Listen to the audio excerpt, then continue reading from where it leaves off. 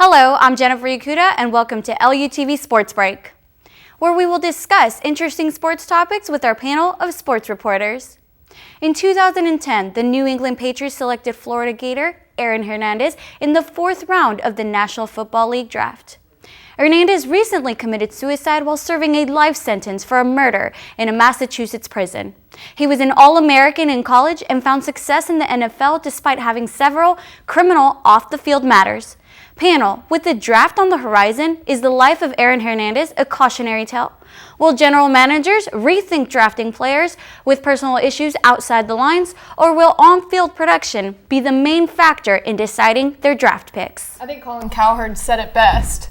He kind of was a coward. He went the easy route instead of paying his dues for the things that he'd done. He didn't go through the trial of court. He just committed suicide. It is a very sad thing, but to me, it seems like a cop-out. And what I don't get is, why haven't we always looked at how outside issues affect these players?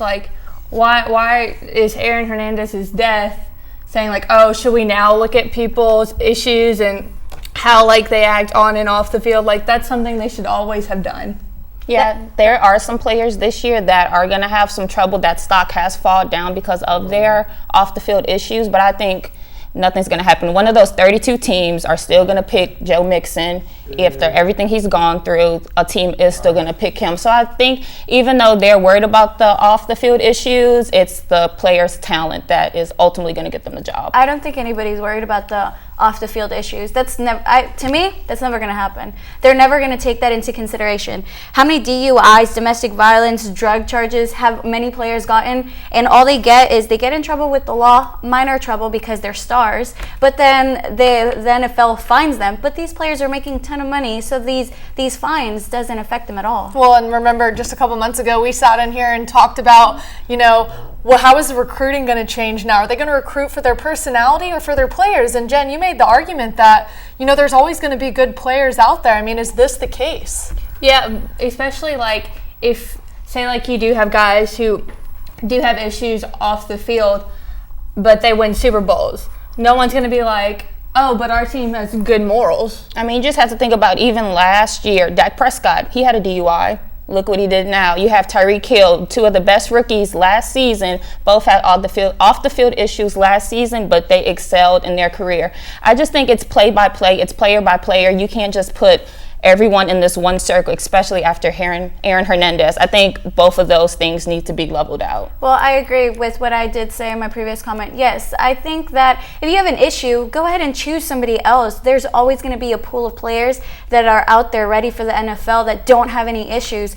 But frankly, that's never going to happen. If they're in the draft, and for example, last year in the draft when there was a player that got, the weed mask thing going on. Okay. They still drafted him. That didn't affect it one bit, and it happens minutes before the draft. Well, and I think there's a fine line. You can't even compare Aaron Hernandez, the things that he's done compared to Dak Prescott's DUI, and I think that's where they need to draw the line is, okay, are these mistakes the common man is making, or is this a murderer or a person that needs to be in jail that should not be suited up around other men and be looked up to by kids? I think that's where the line needs to be drawn, and the recruiting process, they have to take in consideration those things, but also understand that these are humans. They're going to slip up, like a DUI. They're going to pay their dues for that. Let them back on the field for that kind of stuff, but Aaron Hernandez, not forgivable.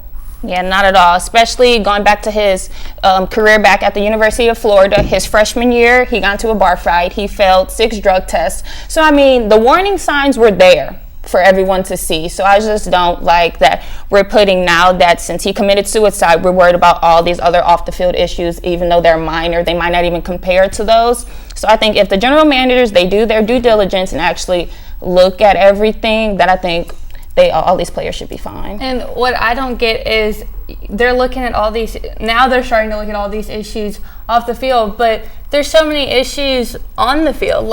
You have stuff like players who are still playing with concussions because coaches want to win. So they could care less about the player's health or not, and that creates further issues. You've got so many people who have killed themselves because they have stuff like CTE, which has gotten or just been a cause of them playing football with injuries. Well, I think the game is changing with that, though. I think now, like, when you look at concussions, like, coaches are getting... We have more technology. Yeah, there's a lot more. I think it's more we need to go back on, like, your things that you do, like, your punishments and crimes you've committed, like, those are problems. I think injuries, that's held up to the trainers, and that's still an evolving process, but I think that's a process that's a lot more steps more above than where they're at right now with the recruiting process.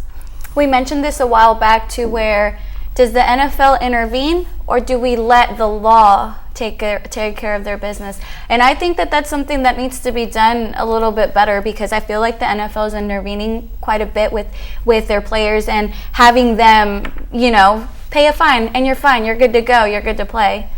So I don't know. I just think it's going to be interesting seeing the Joe Mixon, Chad Kelly, Tim Williams, all those players that have these off-the-field issues. Where are they honestly going to go in the draft, especially with Joe Mixon with the video that happened and all that good stuff? What team, because whatever team drafts him is going to be a PR nightmare. And it's going to be a nightmare. You have people who are like, if they're a regular person and they murder somebody, you're like death penalty to them automatically. There's so many people who are like that. But if they're a superstar and they murder somebody, they're like, just there's probably a reason he murdered them. Like, there's so many excuses to back them up. Well, like Jen said, let the law handle it and let the NFL do their job as far as football goes. Let the law handle it and let football do football. Yeah, well, I guess we'll see what happens next week for the draft. Well, thank you, panel, and thank you for tuning in to LUTV Sports Break. Be sure to like us on Facebook and follow us on Twitter for more Lamar University sports. See you next time.